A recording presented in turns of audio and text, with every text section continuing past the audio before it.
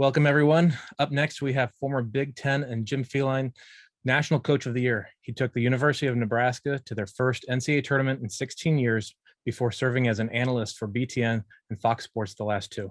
This year, he's back on the sideline as the head coach at San Jose State, the men's basketball team out there.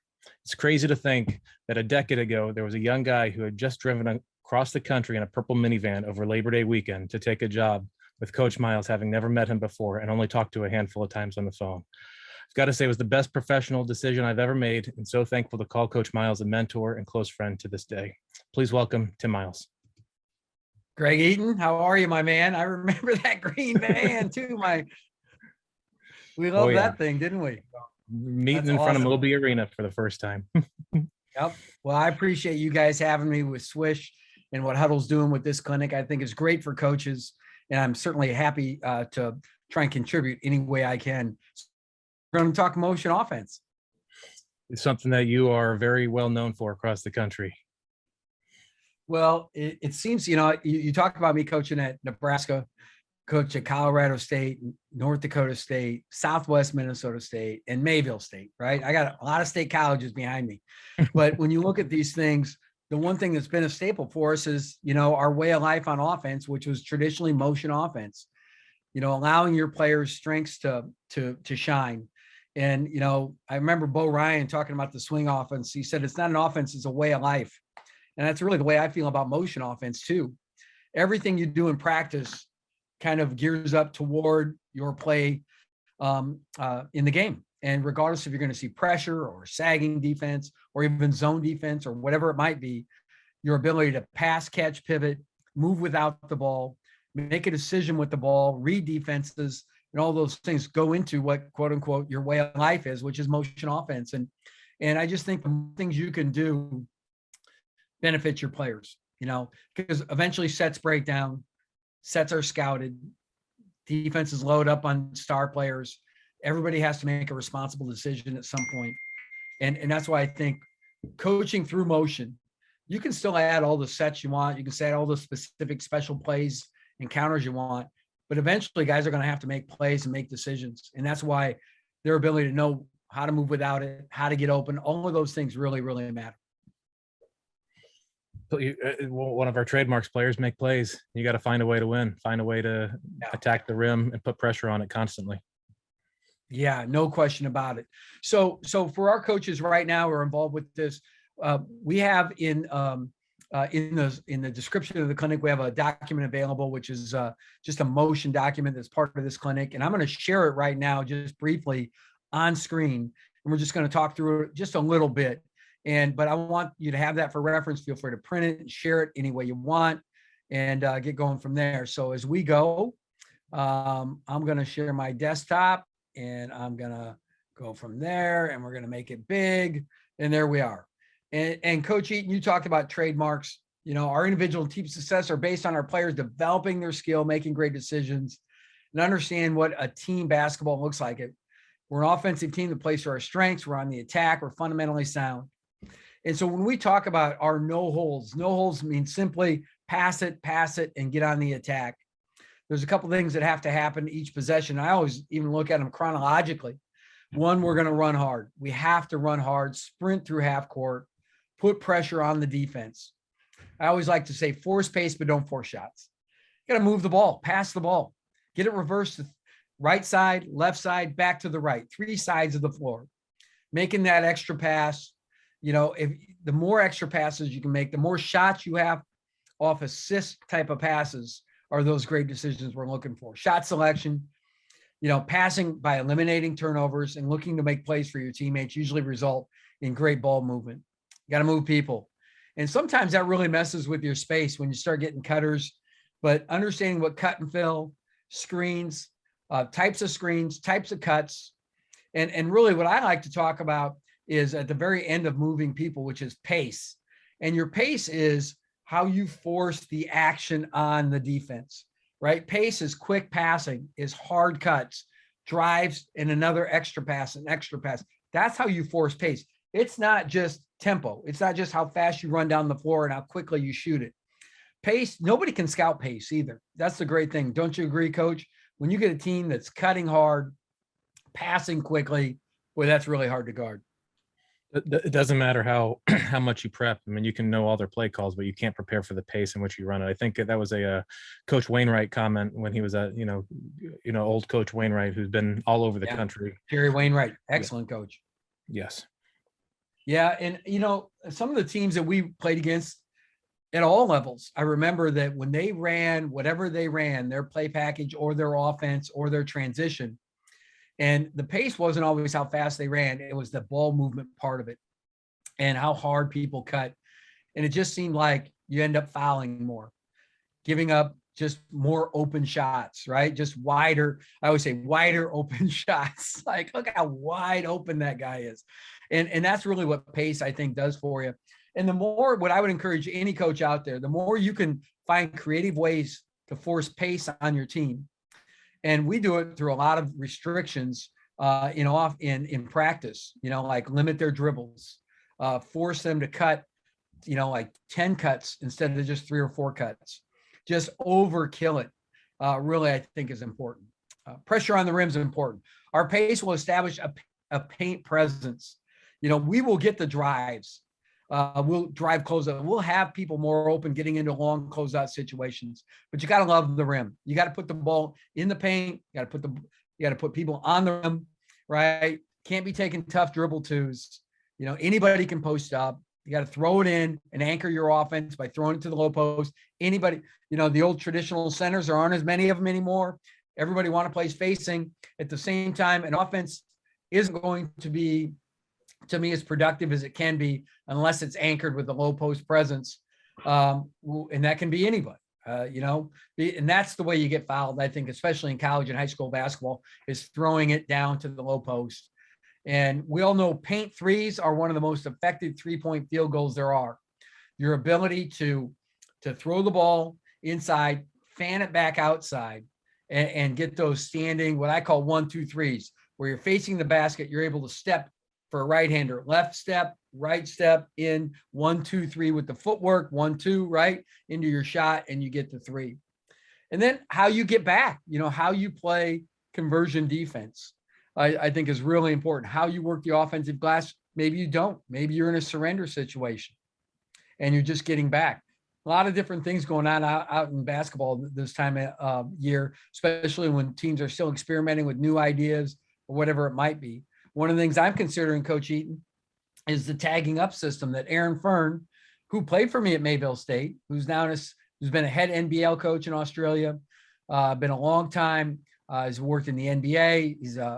He's with Ron Sanchez at Charlotte right now as an assistant coach, and really does a fabulous job, teaches the tag up, where really everyone runs in and tags up on their man and doesn't convert.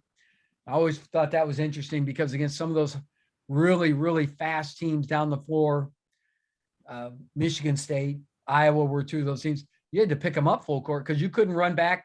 You couldn't run backwards as fast as they could run forward.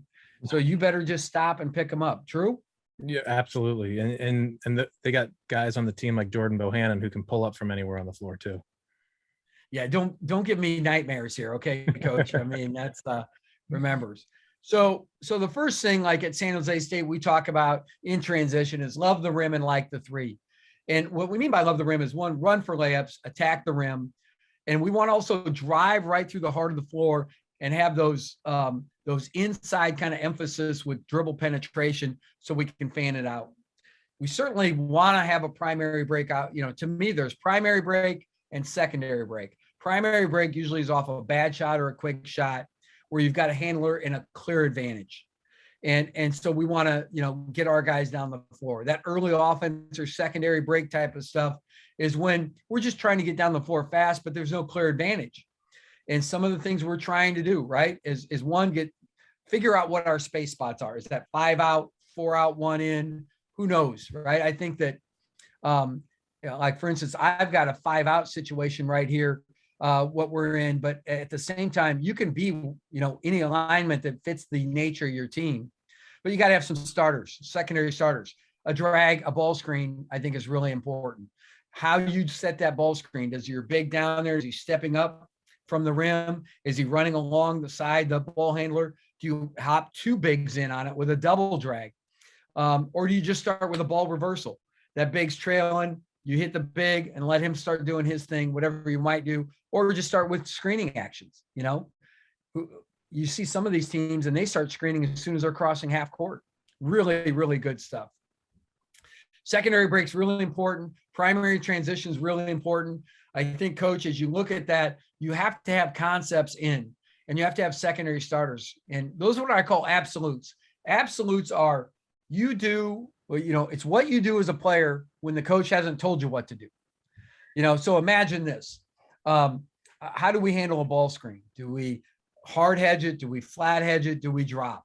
Well, the team needs to know if we're not in a certain call, there's something we're doing no matter what. Maybe it's a flat hedge. We would call that yellow, right? So there has to be absolutes, I think, in your offensive stuff too. What are we doing? And we're doing secondary break. We're coming down in secondary break to whatever space spots that is, 4 out or 5 out. And you have options to drag, double drag, pin and play, right? Or ball reversal and go from there. So just so the guys have 3 or 4 things that we know. Now we don't have an advantage. We can pull it out, set up something, or just continue our motion, whatever it might be. I think that everything that you've covered here too, and I think something very good to note is that every single year you go over this document with the staff in a staff meeting and retreat. And then we also sit down with the student athletes themselves and walk through the whole document, regardless of how old you are. Doesn't matter if you're senior heavy or freshman heavy or a first year. It can be pretty painful for those older guys. I can't tell you how many times that last year in Nebraska, having Palmer and Watson and Copeland looking like, oh man, this old thing. But you can't cut corners. No, you're exactly right. You're exactly. And the thing I think that's really important about that, Greg, is, so one thing you can't give players is certainty. You can't give them certainty. We're not certain what's going to happen out there. We're certain there's going to be a winner and loser. And after that, we're not sure. But we have to give them clarity, as much clarity as we can. And that's what we're trying to do. This is why I document things. I put them on paper and I've written them down. And I've had some of these since I was an assistant coach at Northern State and Aberdeen, South Dakota, because they're fundamentals of basketball. They're V cutting and L cutting to get open, timing your cut. They're just fundamental things, but it's all the same. I think that you want to give your players as much clarity as possible. And so, that's important. So when we're in a half court and we're done with our secondary break, we end up in an alignment. And imagine this, you can run out, 5 players outside, nobody inside. You can align those guys a lot of different ways, right? You can line out 4 out, 1 in. You can line 3 out, 2 in. Old Bobby Knight had 2 out, 3 in, right? And then you look at the Detroit Pistons, ran kind of a 1-4, a point, 2 low post, and then 2 guys coming off the screening actions, which we've called Detroit and Eagle and a lot of different things. But I tell you what, you go back and watch Kevin McHale, Larry Parrish, Dennis Johnson at the point, Larry Bird, Danny Ainge even, and the Celtics were running that same Detroit offense 15 years before Detroit ever ran it with Larry Brown.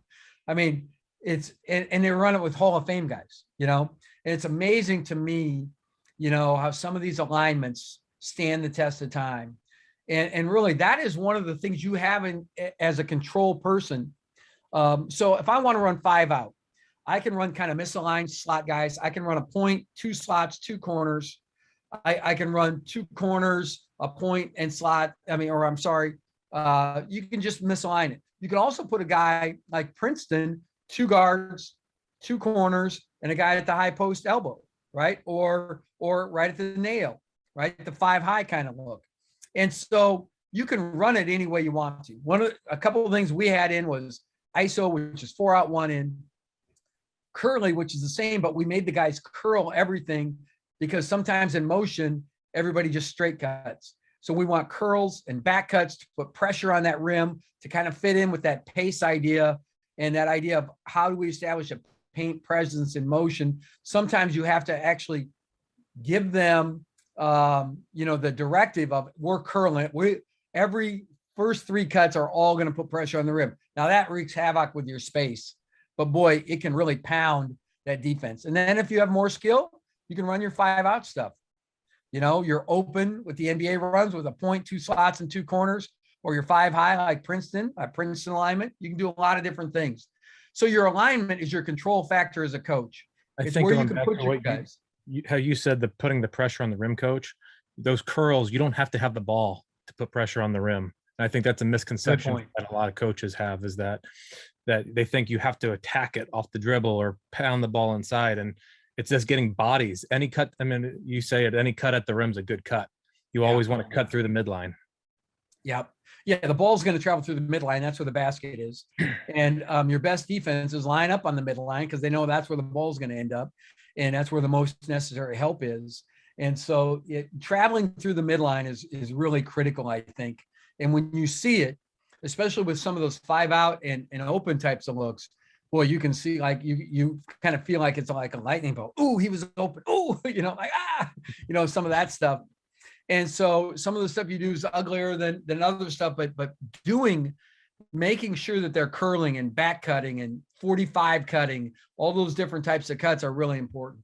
Screens, cuts, and passing right here, the very fundamentals we've listed for you. And I'm not going to read them all, but a couple of things as a screener. The one thing I want to point out is when you go to set the screen, how you get in for your angle, right? Making sure your angle is proper to whatever the type of screen is.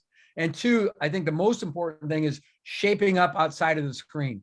What happens when there's a cut made off your screen? Whether it's refused, like on a back cut, whether it's curled or a straight cut, how do you get out of your screen and space the floor again? And that's what we call shaping up. And whether it be stepping backwards or toward the ball or away from the ball or whatever it might be, or slipping to the rim, there are going to be reads that happen after that. Getting that screen angle, setting the screen is a heck of a proposition in itself. Getting that right over and over, a lot of people don't do. They whiff on a lot of screens. Second of all, shaping outside of slipping to the basket is what I'm talking about. Stepping back toward the ball on a curl, shaping away from the space area to space the floor, and getting back behind the 3-point line really are difficult things to do. It's the last thing, maybe should be the first thing you talk about when you talk about screening, but I like to do chronological order things. Cutter, I love this one. I've heard this for 1,000 years. Be late. You have 3 rules as a cutter. Wait, right? Just be patient. I think that's really important. And the pastor's got the toughest job because he's got to let things develop and make the read. He can't really anticipate what their cut's going to be. A lot of times you see a kid, oh, I thought you were going to slip it. I thought you were going to curl it. I thought this was going to, and you really, in motion offense, very few pastors are able to pull all those natural instincts where they can read the mind of the screener or read the mind of the cutter. And that's what you're asking a guy to do sometimes. And you have to be careful. See the play, make the play. See the play, make the play. And what do you do after you pass? The hardest guy to guard is the guy that just passed the ball, I think. And that's the best guy to screen. That's the best time to cut. A lot of things can be done after you pass the ball. And of course, I'm not going to belabor the types of cuts, age-old straight cut, curl. I still call it a fade. Some people call it a flare cut, and a back cut, a refusal. I think those are all important things right there in your handout for you. Types of screens, down screen. We call it, one is a wide pin and one's a post pin, right? Back screen, up screen. Don't forget to set up screens. The UCLA kind of screens in your offense, I think, are really important. I don't think enough people set those. They wait and use them for just a set or just a play, where I think you could really run a lot of those in motion. I like to do it as that big, let's say the big's trailing and the guard forwards, let's say the point guard forwards it down in secondary break, throws the ball to the corner. Instead of that big chasing the ball, I like him to circle back and set a back screen for the guard. And boy, you can lay some people out there, do it legally, do it, so everybody's safe and injury free. But boy, that's a tough one. That's a great time to up screen early in your offense. A side screen, a lot of people call your backs to the sideline. So it's that flare screen. I call it a side screen because that's, if you're going to call a back screen with your backs to the basket, side screen should be called a side screen, right? So there's all of those little things for you. And then some Q&A that maybe your players might ask you. Why would I straight cut? What would I do after my screen? Why do I back cut? Just some of those things. And then the important stuff that we do every day, the fundamentals you have to do with and without the ball. And these are really where I think, the sausage is made, so to speak, in motion offense, which is how are these areas with and without the ball being done? Does this checklist, so to speak, cross-reference into your practice plans? And Greg, I think you would agree that dribbling properly, post feeding, being a two-handed player, we work on every day. Pivoting, passing, cutting hard to meet the ball, moving without the ball, L cuts, V cuts. We really work on every day. For the first 15 minutes of every practice, I mean, different coaches call it ABCs, vitamins, whatever it may be. I mean, you're always doing, you always say it, that basketball is a game of skill and you have to focus on those skills. And if you're not reinforcing that every single day, I mean, how can you expect to execute that way? And the last thing we have added for you is something I put together years ago as my checklist. So I have it in my practice drills area, and I just want to share it with you. You can certainly use it any way you want to and add to it, subtract from it, obviously, because make it yours. And so as I look at it, I like to cut and fill series to make sure we're, drilling enough down screens and making sure we our use of the dribble on loops and shallow cuts. Phil Beckner had a very good half court progression that I liked when Phil was my assistant for perimeter players, and then post players on the ball side and weak side options, motion combos, a post and a perimeter player together, what they can do, obviously. And I think that's important. And then some more lead up drills of 2-on-2 and 3-on-3 and 4-on-4 and high-low post play, what they can do if you're playing 3 out, 2 in. Shape up shooting is just a drill on, again, setting a screen, getting out of that screen into a shot. Standstill screening, something we invented at Future Stars basketball camps with Jim Trett, Terry Small, and Bob Olson in Aberdeen, South Dakota back in the early 90s. And I still do it with my players. Not all the time, but enough that they get the point of what we're doing and what we're trying to teach on standstill screening. And then, playing 2-on-2, 3-on-3 quarter court, just on one half the floor in half court, making 20 passes and using a variety of cuts, 10 passes with 4-on-1, 4-on-2, and then adding conditions. Okay, we have no shots that we have 3 good passes, no shots that we have 4 good curls, no shots or no dribbles. And you have to have 10 passes and then you can shoot. Just adding up those things that I think are really, truly important to what you can do. So this is a form for you to implement any way you want to. Maybe it can help something you already have, or maybe you don't have anything and you need to start adding some things. I really like this motion progression checklist for your practice purposes. Okay, Coach, now that we've gone through your worksheet, let's take a look at some practice film and let's juice it up here. Juice it up, Jim Molinari. I don't know who says it better, you or Jim Molinari, but I'm going to share my screen right here, Coach, because we all know juicing it up is all that matters. And so what I want to show you folks is a couple of things. One is, that's not it, as we look at this, we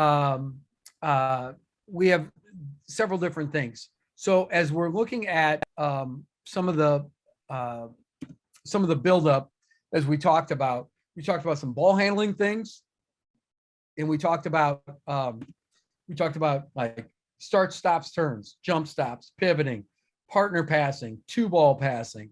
We've already done this, by this point of practice. Okay. And this is when I was the coach in Nebraska. And this is just one of the series, and we would be 4 out, 4-on-0, 10, 15, 20 passes. So what we make them do is overcut. We've already done cut and fill, already done down screens. This is what I call side screens. So as we can see right here we're side screening, waiting for the screen. He refuses it. That's all right. And we figure out how to space the floor. So we're just continuous side screens. A coach is watching them, and maybe we have to set 10 side screens. Maybe we have to make 10 passes, whatever it might be. But here we go. And everybody, you see a center working with a point guard, a scholarship guy working with a walk-on. It doesn't matter who you are, but understanding, what's going on and how we do it. So I think that's really important. There's a refusal and you get that pressure on the rim. So that would be 4-on-0, certain number of passes, whatever it might be. And I've lost my timeline. There it is. Now I've found my timeline. So I have some different 4-on-4 and 4-on-0 other things that I like to build up into. And one of those things is we might do 4-man weave, where we just weave down the floor. The next time would be 4-man jump stops, where they have to end in a jump stop and maybe even a certain number of passes, so they have to run with more pace. And then after we've done 4-on-0, I like one of these drills, which is what I call 4-on-4 full court pickup, 1 dribble max. So what we've done is we've started a team with the ball, the white team or gray, and they've got the ball. The defense is picking up full court. And the rules is the offense has to try and score, and they only get 1 dribble every time they catch the ball. So what this does is it limits the movement of the ball, the guy with the ball in his hand. So everybody else has to work harder to get others open and get themselves open under duress, right? Under stress. It puts a lot of pressure on the passer and the catcher. It puts a lot of pressure on screeners. And defensively, what you're looking for is a team that's not going to give up an easy layup, but a team that, because if you overpressure and they run out deep, you could hit them with a bomb. But you get that awareness, that defensive awareness, where you're giving up guarded catches with a tremendous amount of pressure because the guy's only got 1 dribble. So that's how you're going to play it on offense and defense. Let's watch it. Coach, feel free to add in. If you've got anything, I'll pause it. But here, we're just trying to get catches wherever we can. Sometimes I will say you've only got 10 seconds to get across half court. Sometimes I won't. That's a bad pass, right? So what you're looking for is one, your teaching point here is you never bounce past pressure, and this guy just kind of got rid of it. He thought he had maybe a back cut, but he doesn't have the back cut because, again, he's trying to read the mind of that offensive player and it's not there. Get lucky. Good screen, good curl right there. Bad pass. And again, he could improve his angle, but I think he already used his dribble. And going back to the build up to this with a drill such as start, stops, and turns. I mean, it's a bad pass because he's not pivoting the right way. He's not. Exactly. He's off balance. He's not handling the pressure. He throws the pass and he takes a step backwards after he releases. Tough angle too. So here we see the defense where we gamble on defense right here. Now we're in trouble. We got 1 guy behind the play because he was the cutter. Then we gamble on defense. And you're not catching up. I don't know what's going to happen here, but I'll bet red team scores. If they don't, I'm upset.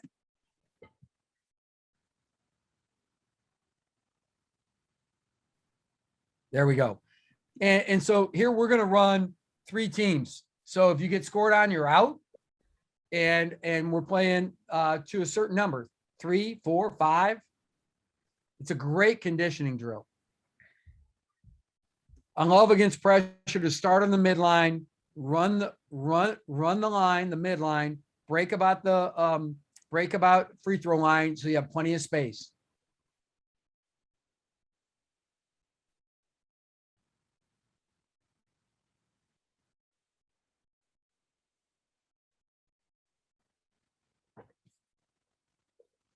I really like watching Isaiah Roby and Glenn Watson here. So that would be like number 15 and the young man with the headband. Watch how they give the ball up and watch where their eyes are, trying to get somebody else open. And then Isaiah looks over his left shoulder right there to see where the cutter went, so he knows where to shape up. Glenn is watching the other 2 guys in the headband. He's seeing what's open and he knows he's got a wide open space. So he gets open. Isaiah with his now eyes over his left shoulder, making the read. Spacing away, getting out of the way, right? So that time we just took too much time, right? Took too much time to get over. Using our 5-man to relieve pressure right here. 4-man passing the 5-man. In a game, you'd cringe, but if you make them do it every day, you're going to feel a little more confident. Right there, teaching point, Johnny Trueblood graduate assistant at the University of South Dakota, needs to shape up toward the ball, right? Shape up toward the ball. Too long of a pass. Copeland right here setting back screens. Watch him set the back screen here and then go to set an up screen for the guy that just passed the ball. Puts a lot of pressure on the rim. Missed the angle, but that's all right. It's real life learning. Then the big guy posts up, scores over the freshman. And in all of these, coach, it's after these guys set a screen is when they get open. Yeah. So you're not screening to necessarily. Some guys get this mentality that, oh, they have me screening and I'm not a main part of the offense. And I think about how often we had Isaiah Roby set screens, and I mean, he ended up, he's having become the offense. Yeah, you are the offense. Yes. Yeah. And yeah, so here's an out of bounds play underneath, right? Trying to score, trying to figure this out. They only get one dribble, got a foul. So we started at half court. Curl, shape, back screen.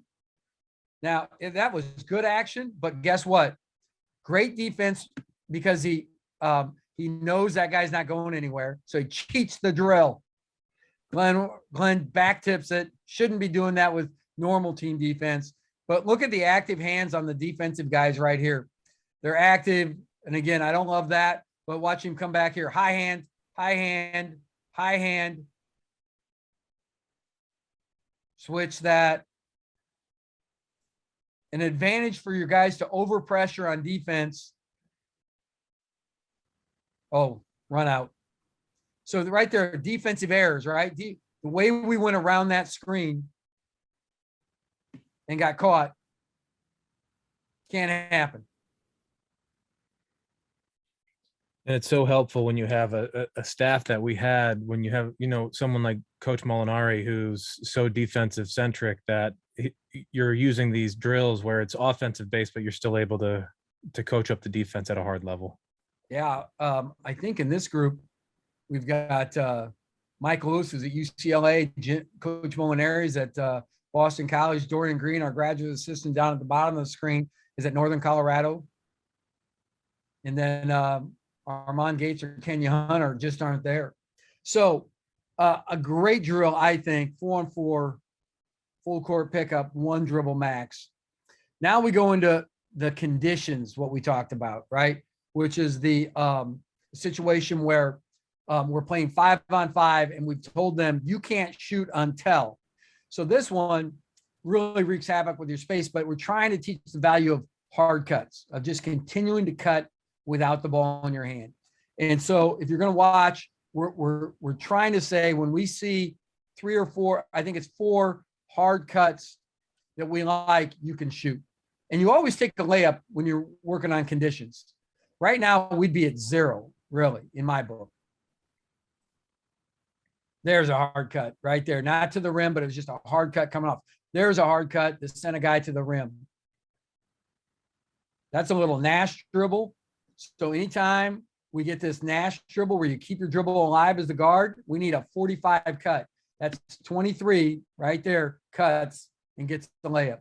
So the value of continuing to cut and understanding how to balance off penetration is critical. And that's the whole thing. Space is not great. That's fine. Understanding right here, don't stand, keep cutting, and you got the layup. Coach, can you bring it back real quick one more time on that one where we're talking about putting the pressure on the rim plate right here. This cut by Roby, 2 guys guard him now. And now that allows the driving and the closeout by Watson. So it's the initial rim pressure by Roby that leads to the driving, the closeout, which leads to the eventual cut by Nana. No doubt. Isaac Copeland right there with the ball is a real hard cutter. Thomas Allen, who's now at North Carolina State. That's what I mean by space. Sometimes when you do these drills, it messes 2 guys, Thomas Allen and Brady Hyman, cut at the same point at the same time. Do you love that? No. Your teaching point would be Thomas, be more patient. But I like the idea of him trying to cut.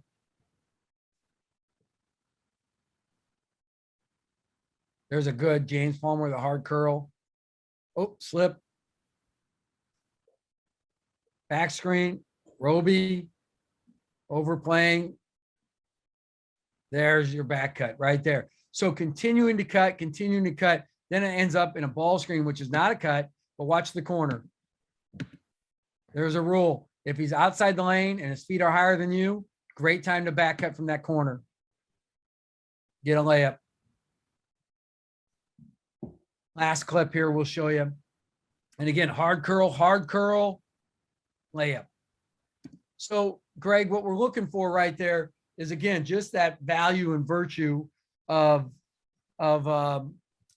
those guys curling and those guys continuing to work on what we're trying to accomplish in practice, even though it's not always pretty.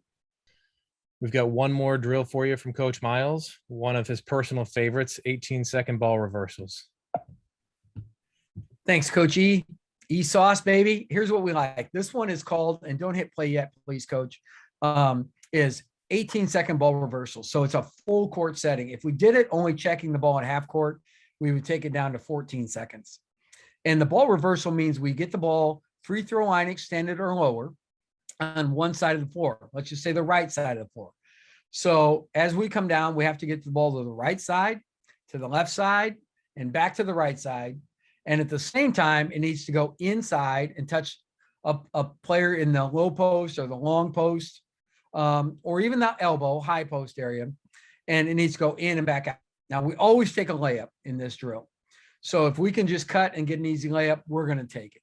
So as we look at this, it's important we're going right, left, right, inside and out. That's the idea. No dribble limitation, although we could, but no shots, no outside shots at least, until we get those things handled. And it's a great drill, another exhausting drill for the players because they're working very hard on offense and defense. So I like to start this full court drill, the 18-second one, from a situation, usually a free throw. We've started it from a lot of different things. But a free throw, just so we get a chance to talk about free throw block out, just all the little things, get a guy that maybe he's been getting the foul line and struggling a little bit, get him out there to get a rhythm on free throws, a game like free throws, right? So here we start with a free throw with the white team. Red's breaking it down, has 18 seconds to go right, left, right, inside and out, or left, right, left.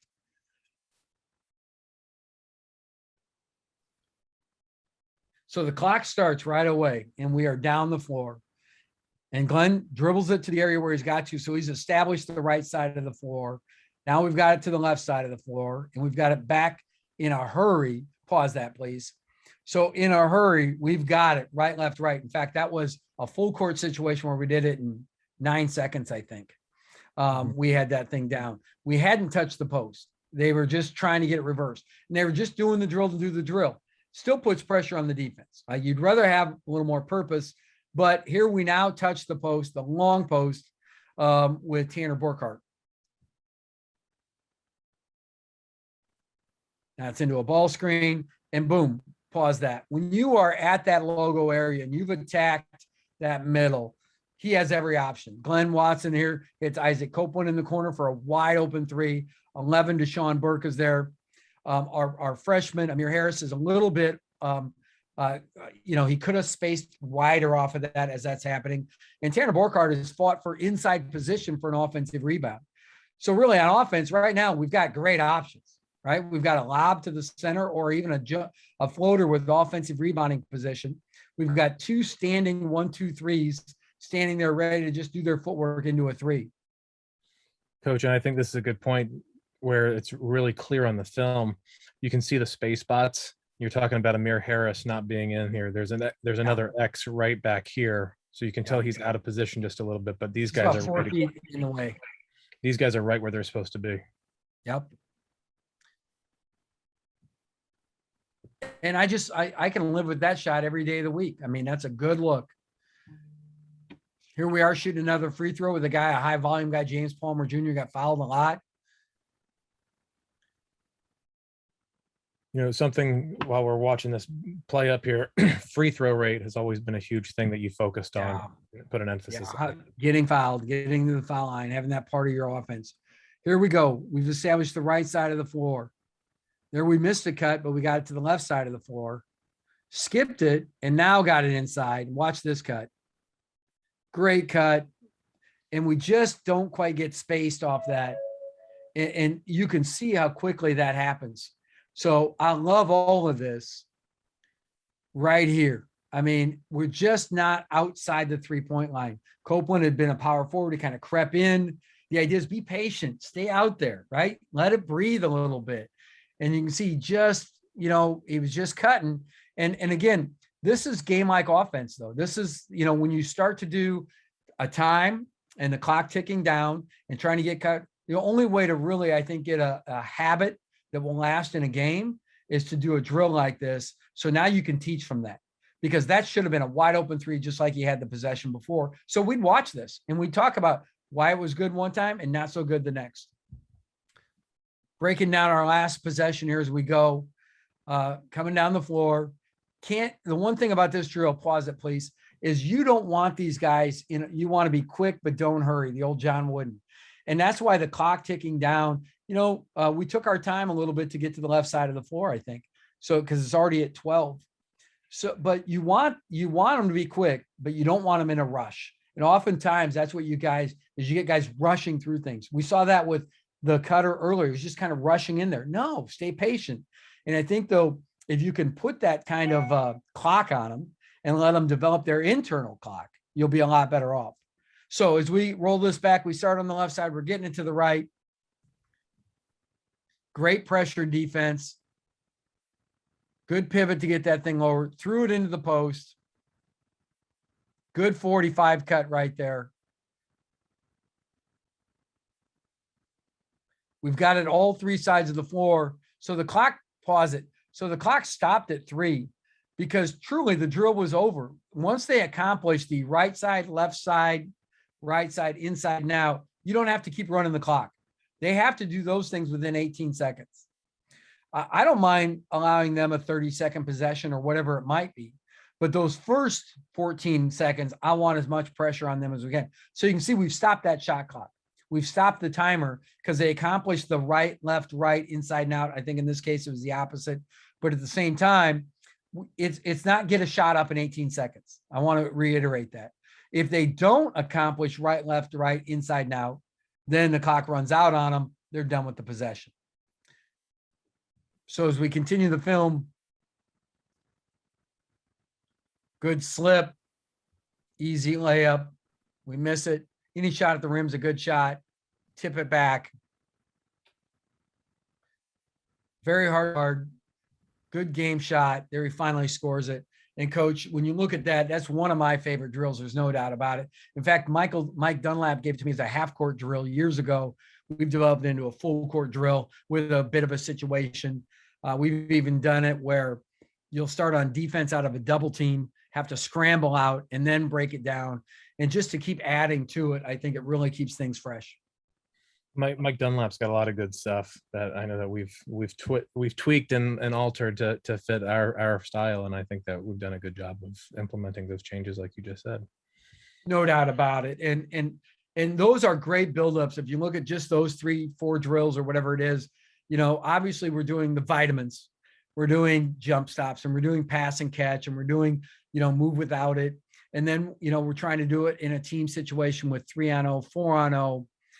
We're trying to do it 4-on-4 under a limitation, or with a condition 5-on-5, like the number of cuts, and then then when they get to play 5-on-5 with no dribble limit, no cut, moratorium, so to speak, or mandatory cut number or anything like that, just get to play in our motion or whatever it might be.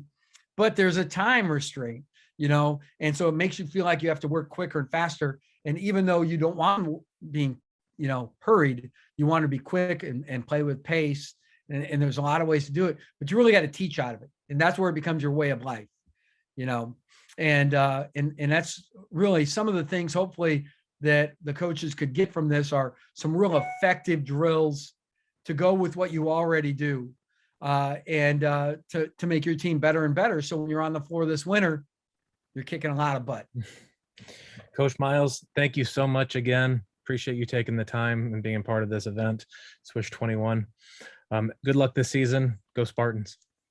Yeah, thanks to Hudl and part of the Swish Clinic, Kaylee and Coach Eaton and everybody that was involved with it. I really appreciate you guys. And if you have any questions, feel free in that document.